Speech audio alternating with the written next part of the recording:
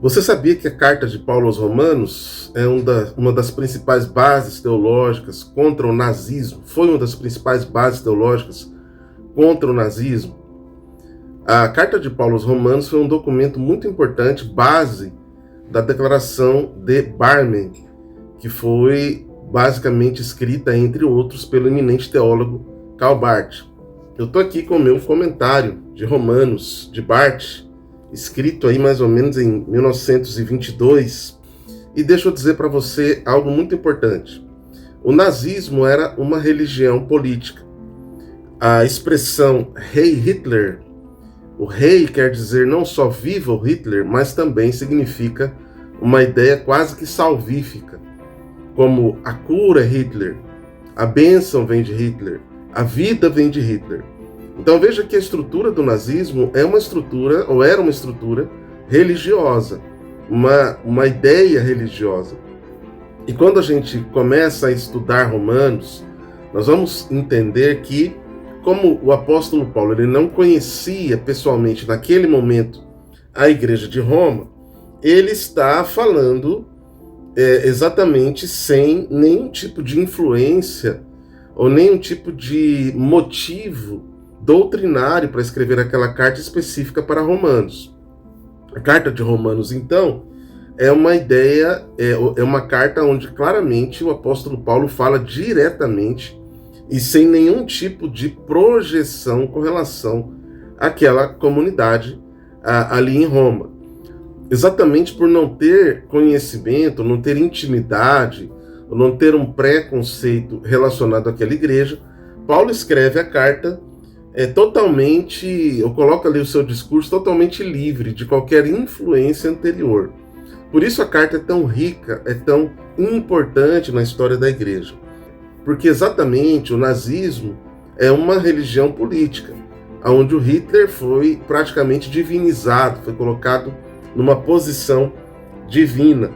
E aí nós temos exatamente em 1930, quando Adolf Hitler subiu ao poder na Alemanha, a ideia de que muitos cristãos, muitos teólogos, apoiaram o governo nazista baseados em Romanos 13, de que toda autoridade vem de Deus, é algo que nós vamos estudar quando falarmos de Romanos, exatamente a ideia dessa mistura entre a sacralização da política, ou dos políticos.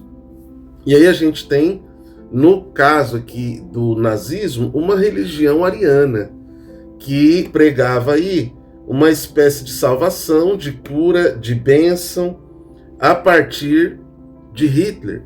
E é muito interessante, os novos estudos a respeito do nazismo apontam que essa saudação Rei Hitler dava exatamente a noção de salvação, cura, bênção, e ela passou a ser uma saudação obrigatória a todo nazista, a todo alemão.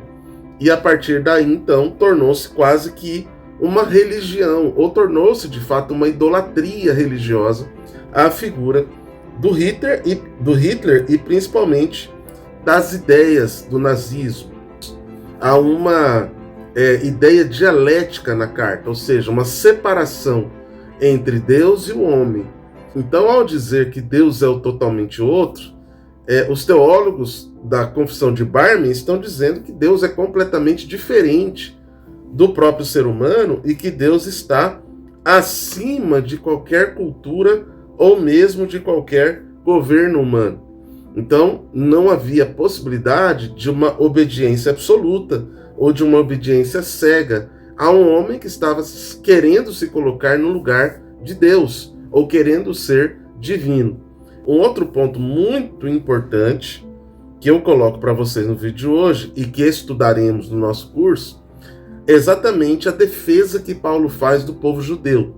Então, o nazismo tem uma interpretação do povo judeu, mas a carta de Paulo aos Romanos diz claramente, nos capítulos de 9 a 11, que Deus não rejeitou o povo de Israel. A igreja ela nasceu exatamente do judaísmo e Jesus era, de fato, um judeu. E por isso o apóstolo Paulo afirma que Deus não rejeitou a Israel. Então, do povo de Israel vem a igreja. Do povo de Israel nasce o Messias. Então, há uma bênção sobre Israel que advém exatamente dessa herança que a igreja tem e que o próprio Messias tem. Então, veja que uma questão muito interessante é que tudo na Alemanha nazista, a partir de 1933, deveria começar com a expressão Hey Hitler. Mas Karl Barth, por exemplo, da Igreja Confessante, dessa declaração de Barmen de 1934, ele se nega a falar esta frase, Hey Hitler, porque ele entende o conteúdo religioso desta ideia. Em outras palavras, Hitler não é Deus e o nazismo não é sagrado. Essa ideia de que os impérios humanos revelam a vontade de Deus é uma ideia contrária à teologia de Romanos.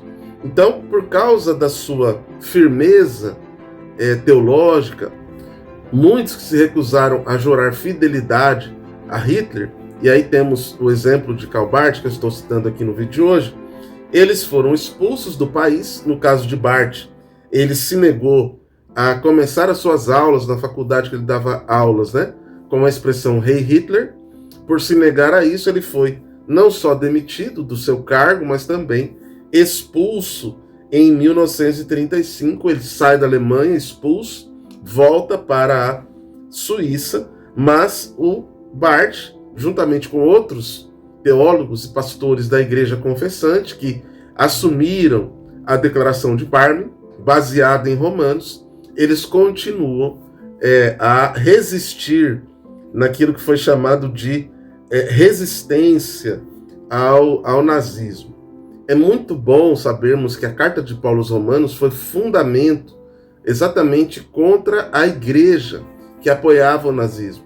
Então veja a importância desta carta na história e como ela fundamentou movimentos que nós vamos estudar, não só contra o nazismo, mas movimentos contra o legalismo dos judeus ou contra o liberalismo teológico dos liberais, ou mesmo contra o Papa, no caso de Lutero. Então, a carta de Paulo aos Romanos é um documento importantíssimo para que a gente se debruce, estude e conheça a carta e as suas implicações sociais, históricas, doutrinárias em toda a sua abrangência. Então eu te convido a vir conosco, a participar do nosso curso. Serão 5 aulas expositivas a respeito da carta de Paulo aos Romanos. E convido você também a ser membro do nosso canal. Se você ainda não é membro, se inscreva, acione o sininho, faça parte da nossa comunidade. Um forte abraço, até o nosso próximo vídeo.